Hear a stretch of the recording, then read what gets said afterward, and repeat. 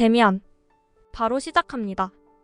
싱클레어는 그저 평범한 가정에서 자란 순수한 소년이었으나 학교에서 친구들에게 자신의 힘을 과시하기 위해 도둑질을 일삼았다는 거짓말을 하게 됩니다.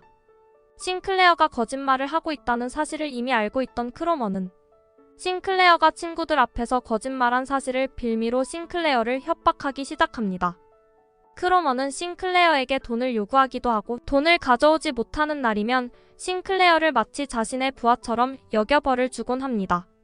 우물 안 개구리처럼 늘 온화한 가정의 품에서 순수한 소년으로 자라온 싱클레어는 처음으로 학교란 사회에 나와서 거짓말이라는 죄를 짓게 됐고 죄를 지은 대가로 크로머에게 약점을 잡혀 노예 행세를 하게 됩니다. 데미안의 등장. 어느 날 싱클레어의 학교에 데미안이라는 친구가 전학을 오게 됩니다. 데미안은 다른 아이들과는 다르게 신비스러운 느낌을 지녔으며 외모도 출중하여 쉽게 범접할 수 없는 존재처럼 여겨집니다. 데미안은 신비스러운 느낌을 지녔을 뿐만 아니라 그가 내뱉는 말 또한 일반 사람들과는 다른 신비로운 말들이 많았습니다. 데미안은 카인과 아벨 사건을 색다른 시각으로 해석하여 싱클레어에게 전달합니다. 사실 카인이 아벨을 죽이고 받은 표식은 사람들로 하여금 회피하는 대상이 아닌 사람을 죽일 만큼 비범한 자라는 표식이라는 말을 하게 되고 남들과는 다른 시선으로 이야기를 해석하는 데미안을 바라보며 싱클레어는 신비스러움을 느끼게 됩니다. 싱클레어는 여전히 크로머에게 괴롭힘을 당하고 있었고 우연한 계기로 데미안은 싱클레어가 크로머에게 괴롭힘을 당하고 있다는 사실을 알게 됩니다. 놀랍게도 데미안이 크로머가 싱클레어를 괴롭힌다는 사실을 알게 된 직후부터 더 이상 크로머가 싱클레어를 괴롭히지 않게 됩니다. 싱클레어는 이상함을 느끼고 데미안에게 크로머에게 무슨 말을 했는지 질문을 던집니다. 데미안은 그저 크로머와 만나 몇 마디 이야기를 나눴을 뿐이라는 대답을 합니다. 싱클레어는 더 이상 크로머가 자신을 괴롭히지 않는다는 사실에 기뻐하며 자신이 거짓말치며 지었던 죄를 가족들에게 사실대로 고백하게 됩니다. 싱클레어에겐 동경의 대상이었던 데미안. 싱클레어는 학교를 졸업하고 자연스럽게 데미안과 멀어지게 됩니다. 싱클레어는 그림을 그리는 재주가 있었는데 자기도 모르게 어느 날 데미안의 모습을 그렸다는 사실에 놀라게 됩니다. 싱클레어는 늘 데미안을 동경해왔고 자신의 학창시절 데미안이 보여준 모습들이 싱클레어에겐 아주 큰 영향력을 발휘하고 있었던 것입니다. 싱클레어는 데미안의 집 주소도 정확히 모르면서 옛날 데미안이 살던 집을 생각하며 데미안에게 자신이 그린 그림을 편지로 보내게 됩니다. 그런데 놀랍게도 발신인 정보조차 없던 편지를 받은 데미안은 싱클레어에게 답장을 보내게 됩니다. 그리고 답장 속에는 새는 알에서 나오기 위해 투쟁한다라는 의미심장한 문구가 적혀 있었습니다. 데미안과 에바 부인. 싱클레어는 데미안과 재회를 하게 되고 데미안의 집에 초대받아 우연찮게 데미안의 어머니인 에바 부인을 만나게 됩니다. 그리고 싱클레어는 에바 부인에게 첫눈에 반해버려 사랑에 빠지게 됩니다. 싱클레어는 무더운 여름의 대부분을 데미안과 에바 부인의 집에서 보내게 됩니다. 늘 에바 부인은 싱클레어를 반갑게 맞이해 주었고 싱클레어의 이야기를 귀담아 들어주었습니다. 싱클레어는 에바 부인을 그저 연인관계처럼 사랑했던 것이 아닌 말로 형용할 수 없이 존경하며 경외하며 더 깊은 사랑을 하게 됩니다. 그렇게 평화롭기만 할 줄 알았던 어느 날 데미안은 싱클레어에게 곧 전쟁이 일어날 것이라는 예언을 하게 됩니다. 1차 세계대전에 참여한 데미안과 싱클레어. 데미안의 예언대로 1차 세계대전이 일어나게 되고 데미안이 먼저 전쟁에 참여하게 되고 싱클레어도 뒤따라서 전쟁에 참여하게 됩니다. 싱클레어는 전쟁 중 보초를 서게 되고 안타깝게도 적군의 폭격을 맞고 정신을 잃게 됩니다. 정신을 차린 싱클레어는 자신이 임시병동에 있다는 사실을 알게 되고 자신의 옆에 누군가 속삭이는 목소리를 듣게 됩니다. 그는 다름 아닌 데미안이었고 데미안은 싱클레어에게 엔젠가 다시 나를 찾아도 예전처럼 직접 가줄 수는 없어. 그때는 너의 내면에 귀를 기울여.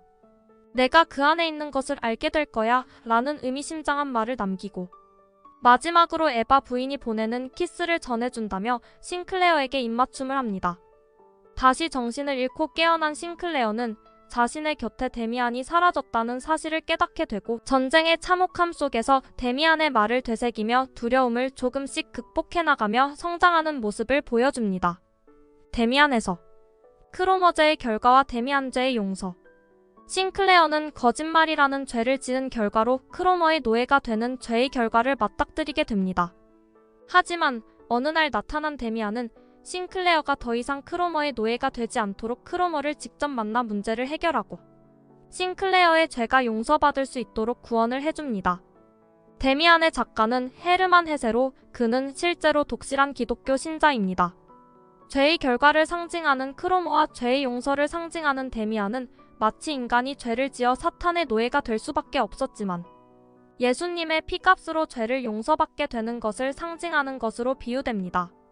결론적으로 싱클레어는 평생 크로머의 노예로 살 수밖에 없는 죄를 지었지만 데미안이 크로머와의 문제를 단번에 해결해주면서 싱클레어는 자유해질 수 있었고 죄를 용서받을 수 있게 되었습니다. 카인과 아벨 비유 해석. 데미안에는 카인과 아벨 비유가 등장합니다. 카인과 아벨은 성경 속 등장하는 인물로서 카인이 동생 아벨을 질투하여 살해하게 되고 살인을 한 대가로 하나님은 카인에게 표식을 남겨서 카인이 사람을 죽인 자라는 것을 누구나 알 수 있도록 합니다. 대부분의 사람들은 하나님이 카인에게 표식을 준 것은 죄를 지은 대가로 벌을 받은 것이라고 이야기하지만 데미안은 카인이 사람을 죽일 정도로 비범한 자라는 상징으로 표식을 받은 것이라는 이야기를 하면서 남들과는 다른 사고방식을 보여줍니다. 여기에서 중요한 점은 정말 카인에게 심겨진 표식의 의미가 비범한 자라는 것이 아닌 사고방식의 차이라고 할 수 있습니다. 데미안은 남들이 모두 말하는 방식이 아닌 색다른 사고와 비판적인 사고로 모두가 옳다라고 생각하는 것을 당연히 여기지 않는 모습을 보여주었습니다. 헤르만 헤세가 데미안을 통해 이렇게 다른 사고방식을 보여준 이유는 결론적으로 모두가 옳다고 생각하는 방향이 무조건 맞다라는 의심을 깨기 위한 것이라고 할 수 있습니다. 요즘은 꿈도 없이 무조건 많은 돈을 버는 것이 인생의 성공이라고 생각하는 사람들이 많습니다. 하지만 헤르만 헤세의 데미안적 시각으로 보면 그러한 생각 역시 비판적인 사고로 바라볼 수 있어야 한다는 것입니다. 새와 알의 비유해서 새는 알에서 나오기 위해 투쟁한다. 알은 세계이다. 태어나려고 하는 자는 누구든 하나의 세계를 파괴하여야 한다. 여기에 담겨진 해석은 독자들마다 차이는 있지만 개인적으로는 알 속에만 존재하는 새와 알을 깨고 나오는 새? 두 가지에 대한 해석이 담겨 있다고 생각됩니다. 알 속에만 존재하는 새는 알을 깨기 위한 노력을 포기했거나 혹은 알을 깨려조차 하지 않았기 때문에 자신만의 세계를 파괴해 본 적이 없습니다.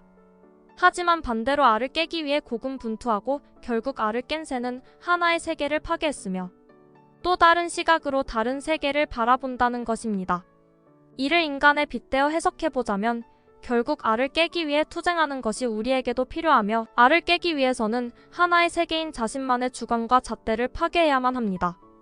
개인적으로 인생의 방향성을 잡지 못하고 그저 알 속에서만 보이는 내 세계가 전부인 줄만 아는 나를 벗어나서 알을 깨야만 보이는 세계 속에서 인생의 방향을 잡는 과정이 필요하다는 결론이 내려집니다.